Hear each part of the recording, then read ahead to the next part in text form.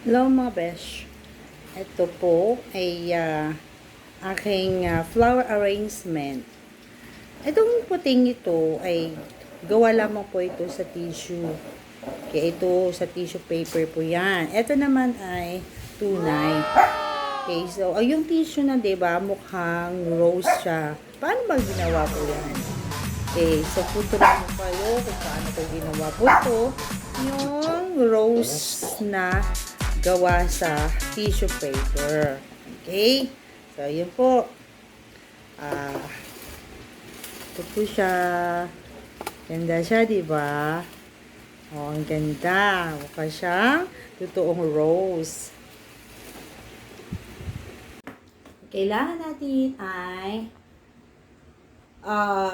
barbecue stick, ang tissue paper, at ang sinulid. Ito po. Gamitin natin ng tissue. Okay. So, kukuha tayo ng katamtamang haba. Tapos, ay atin po itong itupi.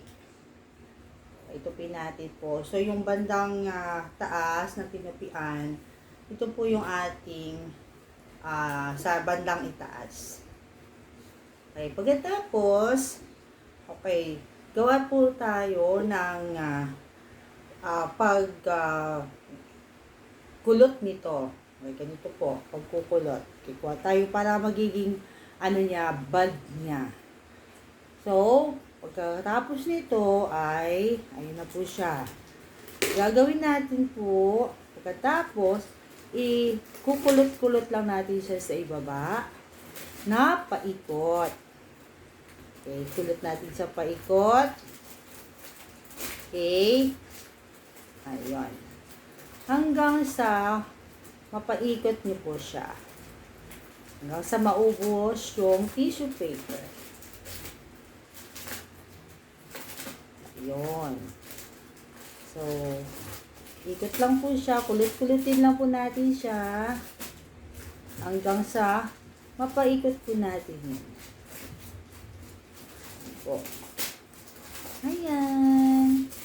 Hanggang ikot po ng ikot. Parang pinapaikot ka lang po ng minamahal mo. Joke. Okay, ayan na. Nakagawa na tayo ng mukhang rose. Okay? Tapos, para po hindi siya masira, ay atin lamang po itong tatalian ng sinulid. Okay, sinulid po yan ha. Okay, hanggang sa mabuhol po siya. Okay? Ayan na po. Ipitin natin. Gupit. Then, ito po ay ating pong isusuksok para magiging kanyang tangkay.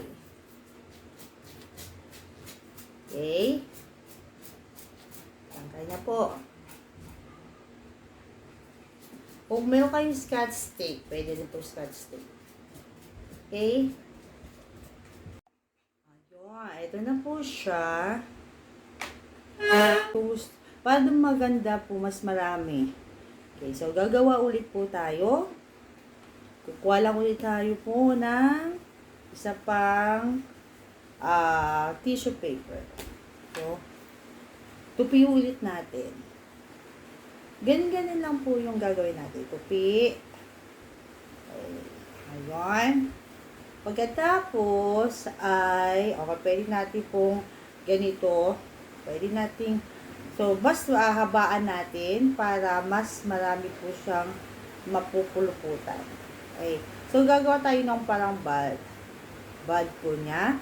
At pagkatapos, ulitin natin, kulot-kulotin na naman natin ang kanyang bandang ibaba para makagawa tayo ng magandang bulaklak na puting rosas.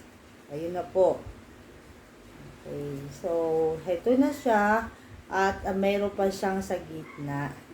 Dahil nga po sa nalagay natin. Ngayon, ayusin na natin ang pagkulot sa baba. Okay, yun.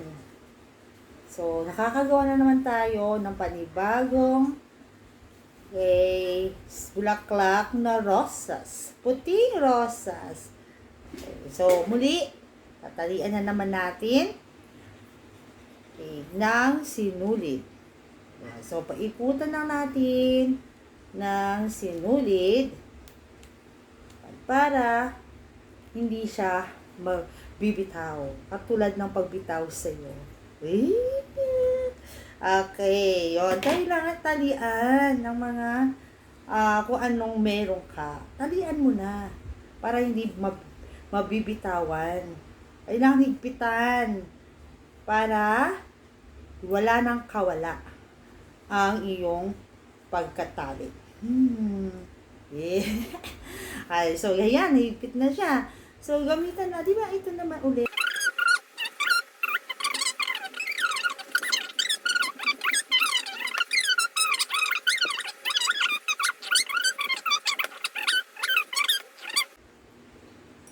Bes, ito na po nakagawa na tayo ng magandang bulaklak. Okay. Alright. Okay. So, ito na po. Ganda na po siya, diba? Okay, puting rosas. Gawa sa tissue paper. Okay, yan lang po mga besh. Thank you.